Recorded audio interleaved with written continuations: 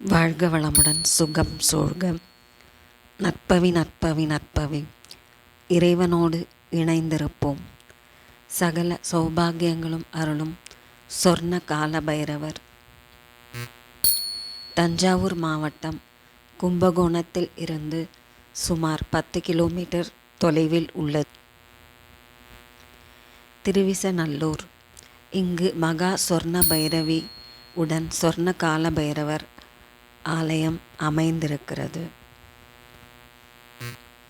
இங்கு மகா சொர்ண பைரவியும் சொர்ண கால பைரவரும் தம்பதி சமேதராக அருள் பாலிக்கின்றனர். இங்குள்ள ஆலயத்தின் கருவறையில் கற்பக விருட்ச மரத்தின் கீழ் வலது காலை மடக்கி இடது காலை தொங்கவிட்டபடி கால பைரவரும் அவருக்கு அருகில் இடது பக்கம் பைரவி தேவியும் அமர்ந்த கோலத்தில் அருள் பாலிக்கின்றனர். இதுபோன்று பைரவரும் பைரவியும் ஒரே கருவறையில் இணைந்து அமர்ந்தபடி காட்சி தரும் ஆலயம் வேறு எங்கும் இல்லை என்கிறார்கள். 4 கரங்களுடன் அருளும் சொர்ணகால பைரவர் தன்னுடைய மேல் 2 கரங்களில் நவநிதிகளில் 2 பெரும் நிதிகளாக விளங்கும் சங்கநிதி பதுமநிதிகளை தாங்கியிருக்கிறார். கீழ் 2 கரங்கள் அபயவரத முத்திரைகளை காட்டுகின்றன. தன்னுடைய மடியில் உள்ள பூரண கும்பத்தில் சர்வலோக நோய்களை தீர்க்கும் அமிர்தத்தை வைத்திருக்கிறார். பைரவரை போல பைரவியின் மடியிலும் ஒரு கும்பம் உள்ளது. இது சொர்ண கும்பம் எனப்படுகிறது. இதிலிருந்து சொர்ணம் சுரந்து கொண்டே இருக்கும் என்கிறார்கள்.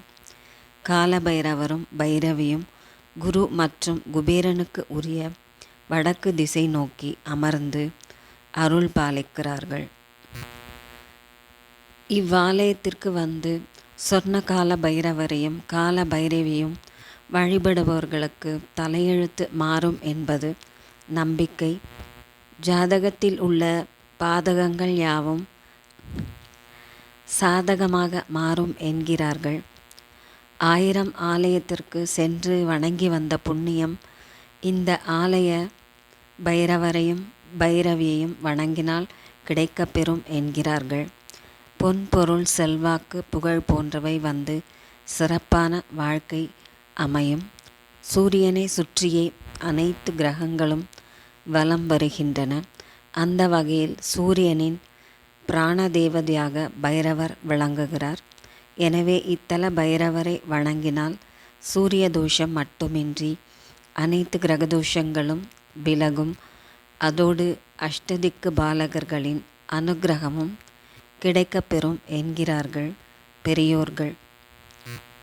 இங்குள்ள வடுக பைரவரை வணங்கினால் கடன் தொல்லைகள் விலகும். இவ்வாலயத்தின் வடமேற்கு மூலையில் அரசு மற்றும் வேம்பு மரத்தின் அடியில் தனிச்சன்னதியில் வரசித்தி வலம்பு விநாயகர் எழுந்தருளியுள்ளார். இவரை வணங்கினால் சர்வ சங்கடங்களையும் தடைகளையும் அகற்றுகிறார்.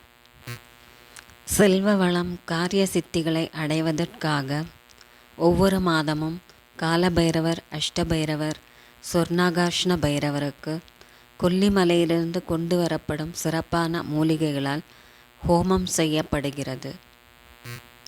ஓம் சொர்ணகால பைரவா போற்றி.